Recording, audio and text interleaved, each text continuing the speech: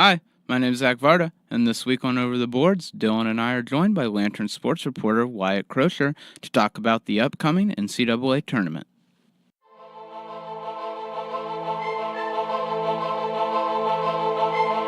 This week we have Dylan back. We're back from spring break, back in the studio, so Dylan's back with us. We will unfortunately be without Jake on the podcast today. We have Wyatt joining us for the second week in a row, the former beat reporter for the hockey team, now just a general sports reporter for the Lantern. I was told to stress that Wyatt is not replacing Jake. He is just the correspondent. So without further ado, I guess I'll just get into it. We had the Big Ten Tournament Championship. Ohio State falls in overtime to Notre Dame, but still gets a 1 seed at the end of the day. I guess first question for you guys is, does Ohio State getting the 1 seed kind of surprise you? I mean, obviously, I think everybody says they deserve it, but after they lost the Big Ten Championship game, there was some discussion that Denver might get it over them. So just kind of your general thoughts on where they ended up being seeded. I mean, I wasn't necessarily surprised that Ohio State got the 1 seed. I think it was between them and Denver, and they're in the same region anyways, so it's not that big of a deal. But Ohio State had been playing so well as of late. They've really turned it up. They've really just shown that they're good on all sides of the ice. And, I mean, Denver's a really solid team, and it could have went either way. But I think just showing that they could take Notre Dame to overtime, that they're pretty much even with the second-best team in the nation, it wasn't a surprise to me that they got the 1 seed. I know we talked about it a little bit beforehand, but I thought that OSU, if they were going to re-rank all the teams again, that Ohio State would have been the number 4 team in the country, and Notre Dame would have been second. So I think they got it right in that aspect. But I was surprised. I didn't think that OSU was going to nab that number 1 seed number 1 seed for the overall bracket. But they did get the 4th, I guess, number 1 seed. So they would technically be the number 4 team in the country, and Denver was first out. So OSU gets that tough bracket with Denver and Princeton and Penn State, who's a team they really struggle with. Mm-hmm.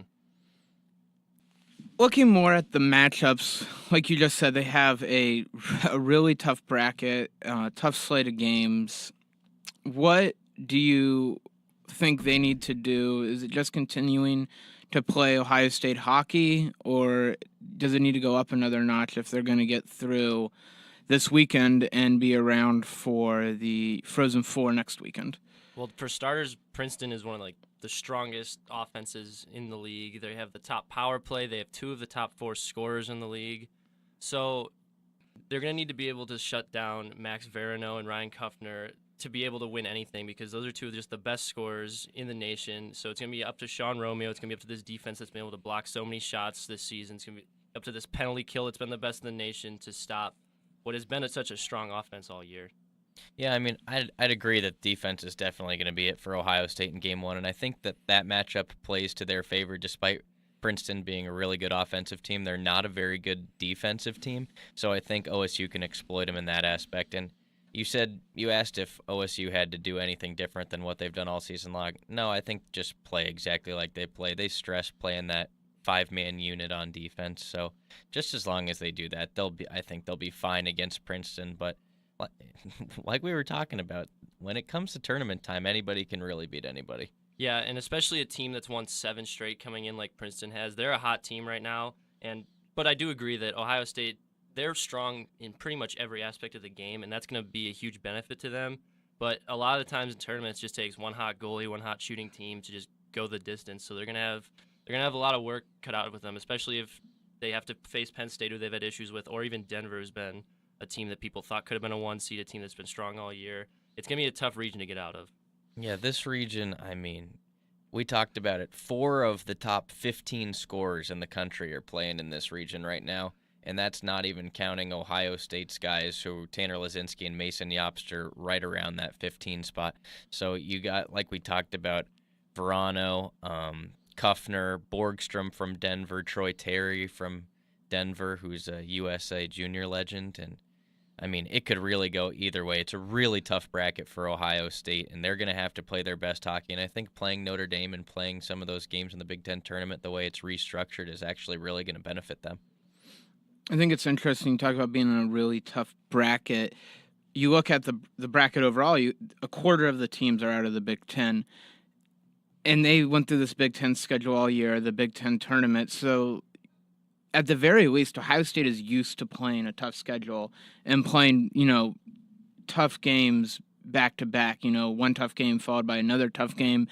What kind of benefit do you think that gives the Buckeyes that, when you're in the Big Ten, there's really not a soft game. So coming into a tough bracket, while it's definitely a daunting task, it's really no different than playing in the Big Ten the whole year.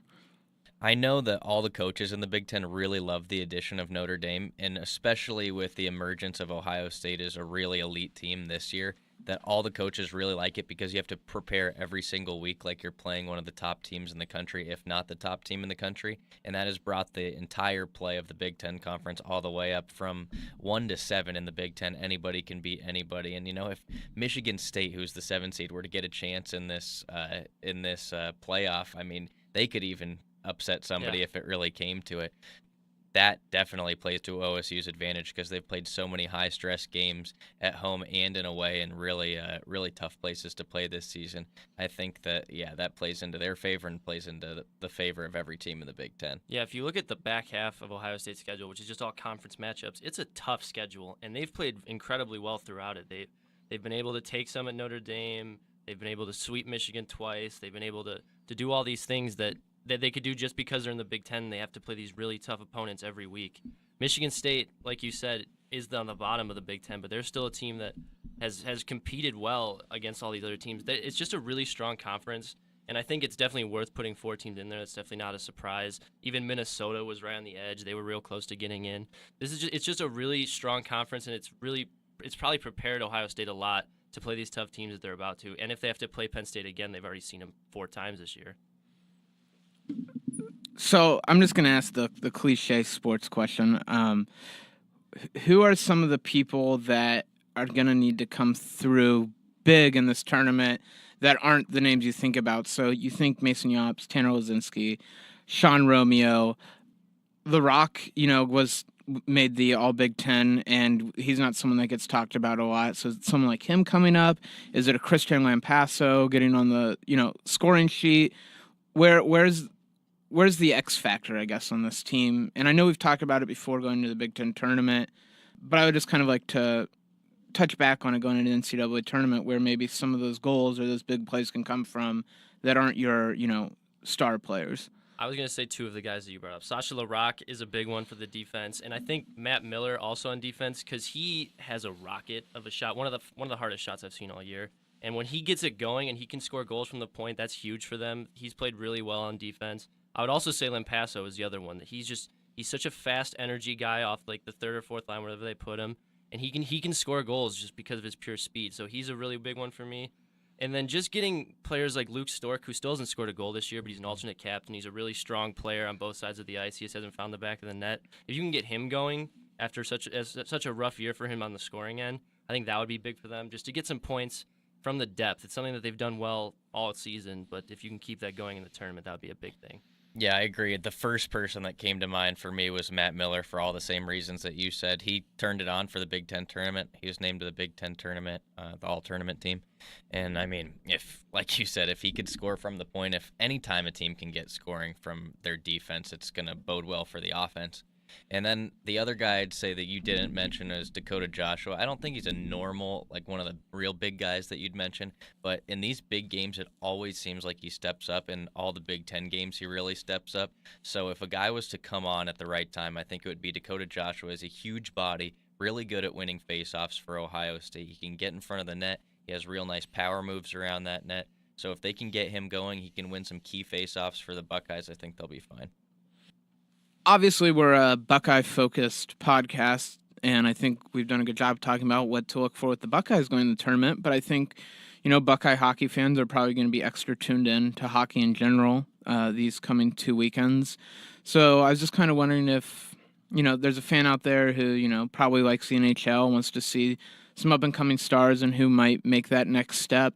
Who are some people maybe to keep your eye on that either the Buckeyes will be playing or just in the tournament at large that you haven't seen in the Big Ten this year that like, hey, take a look at this guy. This is, a really skilled player. Well, Troy Terry's the first one that comes to mind Yeah. for me. He played for the Olympic team. He's on Denver. So if Ohio State were to win and then Denver would beat Penn State, then they played Denver in the next round. Troy Terry is he's such a good player. He was dominant in the U.S. for the World Juniors and he was Olympics. He was there. He's just such a good player all around. He's a great playmaker. So he's someone I would look out for. And then Northeastern, Adam Gaudette's on Northeastern against Michigan in the first round. He's scored 30 goals, 30 assists this year. Is pretty much the runaway Kobe Baker choice, if I were to say. He's such a dominant player out there. He's the best player in the country for a reason, and he could just carry his team all the way. And then in the Big Ten, Cale Morris is always he's the best goalie in the nation, and he could make a run with Notre Dame. They have the talent to do it, and strong goaltending can take you the whole way sometimes. So those would be the three players that I would look out for the most. Yeah, there's a number of guys you could look at. Gaudette, he's a Canucks prospect. His teammate, his line mate, Dylan Sakura, he's the third leading scorer in the nation. They're talking about the Blackhawks have his rights, and they're talking about him as soon as the season's done. The Blackhawks they're obviously out of the playoff race after last night, but they'll sign him and get him in their lineup right away. But I think Sakura is a guy that could be right there, and he's a real guy to watch. That's really what I've heard is one of the favorite guys. Obviously, if BU would have been in it, Ryan Donato would have been the guy to watch, but he's already up, and he had he had 3 points and almost 2 goals in his first career NHL game that happened against the Blue Jackets a couple nights ago. But yeah, those guys that you mentioned are all the guys that I would look out to watch. Henrik Borgstrom, obviously from Denver as well. He'll be in the NHL someday. So those guys, and Cale Morris, I'd say, is the real goalie you'd like to look at going forward. And then for Ohio State, watch out for Tanner Lazinski. People are calling him the steal of the 2015, is that when he got drafted? 2015, 2016? Might be 2016. By the Flyers. He was a 6th-round pick, and a lot of people are saying that he could be the steal of that draft the way he's developed and progressed throughout college. So keep an eye on him. If he has a big tournament, Flyers are going to want to be calling his name at some point. I don't want to have to make any official predictions on the podcast by any means, but just general thoughts. How far can the Buckeyes go? What's got to go the right way for them to ultimately lift the trophy at the end of the tournament, and, kind of just handicapping their region. Maybe not making picks, but just how you could see it going one way or the other.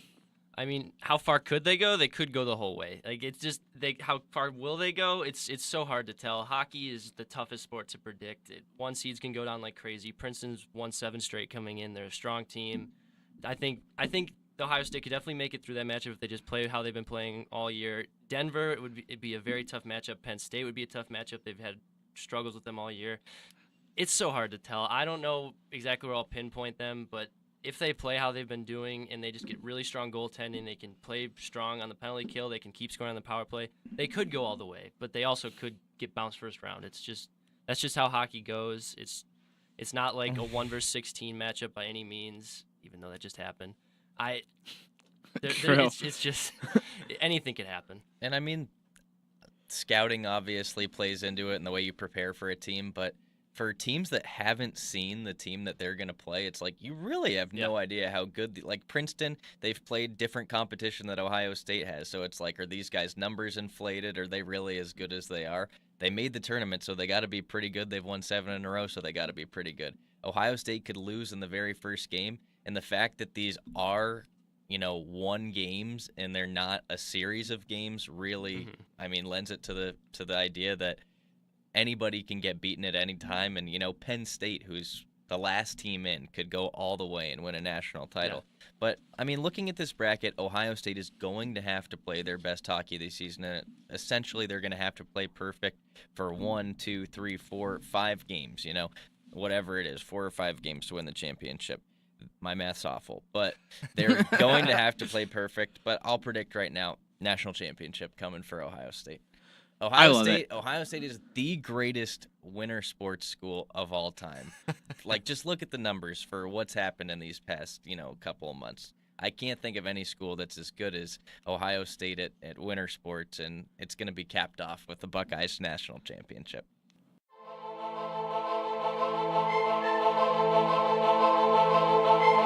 Thanks for joining us. Be sure to tune in this weekend to watch the Buckeyes in the NCAA tournament and check back next weekend for more Ohio State hockey. Go Bucks!